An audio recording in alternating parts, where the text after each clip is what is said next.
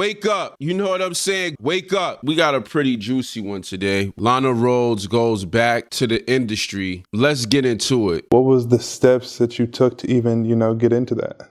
Well, yeah, it was kind of like a progressive ladder effect. I started out working at a restaurant similar to Hooters when I was 17. And it's not that I don't know my dad at all. I just don't spend a lot of time with him. But he signed the paper so that I could work there because it's a restaurant where you have to wear a sexy outfit and I wasn't even 18. Right.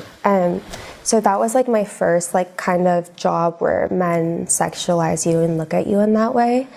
All right, we gotta stop right there. Cause we did a video on our channel about a father letting his daughter do OnlyFans. And there are a lot of fathers out here right now that are jellybacks, jelly spines. They have no spine. As I was preparing for this video, I was thinking about the idea of protection. When you think about Adam and Eve, God instructed them not to eat from the tree of knowledge and wisdom, which means I don't even want that information to be able to get to that person because they're not ready for that much light yet. Even though she has to be held accountable as a 17-year-old, once again, there's supposed to be some guidance to stop certain light. Without those guardrails, our children are doomed. And we're going to talk about the solution because there is a way to overcome these things. And I never thought that I was pretty or anything growing up. So I was like, wow, they hired me here. I'm pretty enough to work here. And then guys coming up to me and giving me $20 and being like, you're so hot, here's $20. It was just it was so weird to me, but also validating because I didn't have that self-esteem. Right. So I kind of went further down the rabbit hole. When I turned 18, I left that job and I went straight to becoming a dancer at a club. And then after that, it was porn. This is deep. This whole topic of self-esteem, right? Self-esteem is a very deep conversation because in our life, anytime we talk about the external, we talk about the internal. Anytime we talk about the internal, we talk about the external. So now when she says that she had a lack of self-esteem, that's something that we would consider to be internal. But I've been saying this for a long time. That self-esteem a lot of times is external, even though we say self. And this is why it's a sad story. Because at that age, you're getting the wrong type of esteem. I actually had an experience so I started doing OnlyFans again. And I had an experience last night with another girl that reminded me of how I felt in those times. So it's I actually couldn't sleep last night because I was just so hurt by this happening. Me and one of my good girlfriends, we went live on OnlyFans last night, and I just recognized this facial expression that she had, that she looked so uncomfortable. And this was our third time doing it. We're friends, we kiss off camera and stuff. So I wasn't expecting it, but I was like, are you okay? Are you comfortable? And she's like, oh, I just have anxiety. Now that anxiety was her conscience speaking to her. I want to share something that I listened to from Candace Owens because it's very powerful. Check this out. I just think that if people know this, I don't see how any person in good conscience could consume porn, is how high the suicide rates are for women in the industry. Yeah. And how drugged a lot of these women are to give themselves the confidence to be able to do what they are doing. Yeah. And how drugged they are after they do these scenes to be able to try to numb the pain of realizing what they have just done or what they have contributed to. These moments of anxiety, this is the moment where a lot of women cross over into addictions to help them cope with that anxiety. But that's not the solution. And then she went off to the side and started just bawling. And I turned the live off, and it's just such, I feel honestly destroyed that I even had any part in someone feeling not comfortable with what they were doing. And also she was explaining to me that she needs to make money for certain things, so she feels she like she doesn't say no to all the things that she would want to. And it's probably good that this experience happened with me, because I have been through that so much myself that I was able to give her really good advice, even though it's something that like literally killed me inside to be part of. Here's where things get crazy. She said, I'm glad that happened with me, because I was able to give her really good advice. See, the devil is something else. And if you don't worry about how people say things and you really concern yourself more with what people are saying, you realize that the devil comes in many shapes and forms. The devil can say it's sweet to you, make it sound good. When I say sweet in a nice voice, the devil can come comfort you. How is it that Lana Rhoades is able to give somebody advice that she was just making out with? Because your body's saying something and then your mouth saying something. But if you didn't give her Jesus, you gave her nothing. But that's essentially what it was. It's a bunch of really young girls who get into the industry. Like, the younger, the better for them.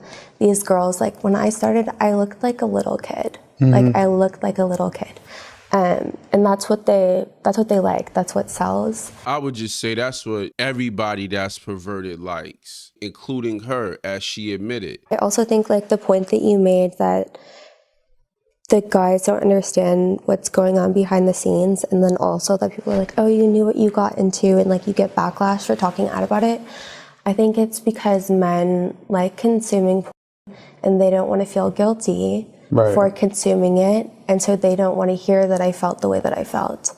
The thing is, what are you gonna do about the way that you felt? It's like, I'm doing this whole video right now, and at one point Lana Rhoades quit, and now she's back. So obviously, whatever way you felt, it was just a temporary feeling, and now you right back to doing the thing that you was doing before. So why should I care about your feelings? You don't even care about your feelings. And see, these are the statements that make men mad. These are the statements that take the empathy away. When you start talking about your feelings, if they're absent of accountability, men don't really want to hear that, because they have a feeling down in their stomach like, you're not going to stop doing what you're doing. You just looking for excuses to keep doing whatever it is that you want to do. The other reason why men don't want to hear that is because it's like, oh, you trying to get me in trouble now.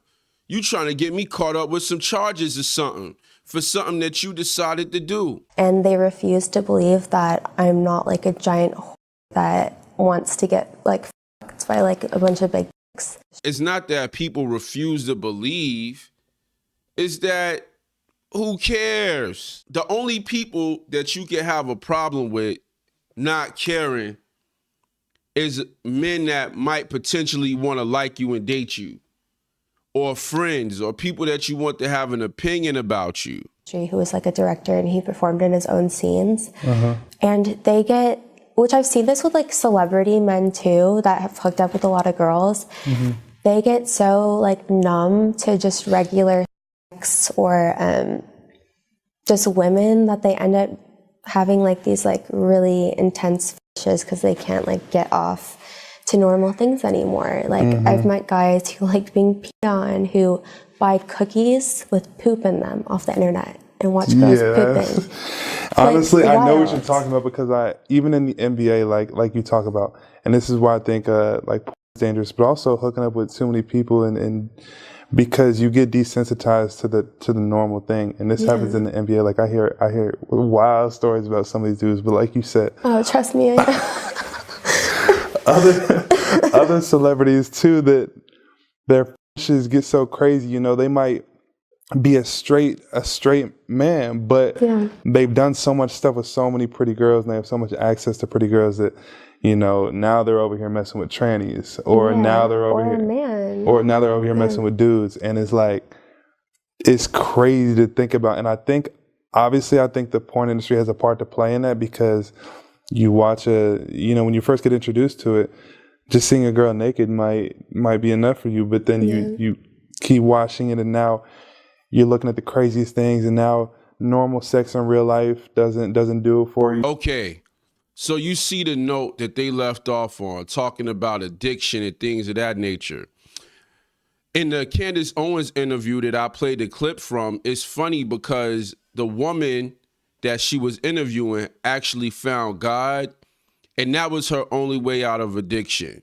You know, I had an encounter. I actually had an encounter with God, and I just felt like, you know what, I need to leave this guy.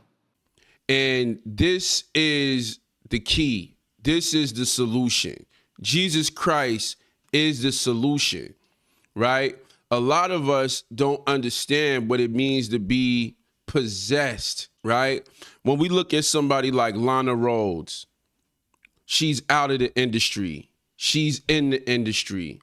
Many of us are dealing with different type of addictions. And basically, what happens when you have an addiction is you don't have any control over anything anymore. You are now possessed.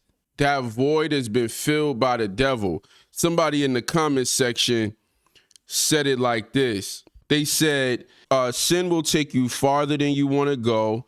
It will keep you longer than you want to stay, and it will cost you more than you want to pay. Let me say that again. Sin will take you farther than you want to go. It will keep you longer than you want to stay, and it will cost you more than you want to pay. That was so good. Bars. Because when we look at that dynamic, we're now not speaking about you having control any longer. We're talking about something having control over you. And this is that spiritual warfare. And so my whole life, I wanted to know, how can I help people through a multitude of situations? I paid thousands of dollars for personal development. And the Bible says obedience is better than sacrifice. Many of us are sacrificing, and we believe that our sacrifice is going to get us where we want to go. But our sacrifice means nothing if it's in lieu of being obedient. And so all of these years, I was disobedient. All of these years, I had to go look for all of these different things, but I didn't have the foundation. Jesus in the Bible says, in all your ways, acknowledge me. This is so important when we live in a society that's ego-filled. And everything is about me, lovers of self.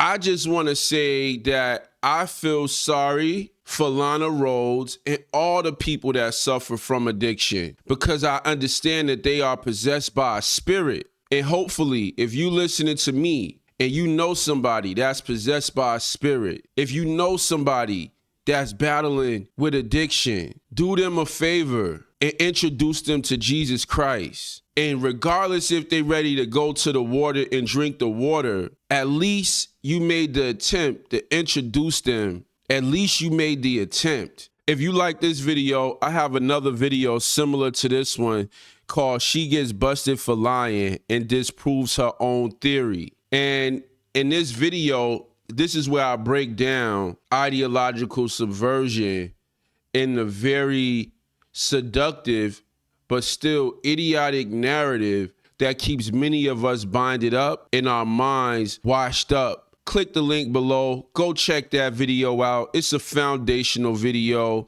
for you to be able to build yourself up. Peace.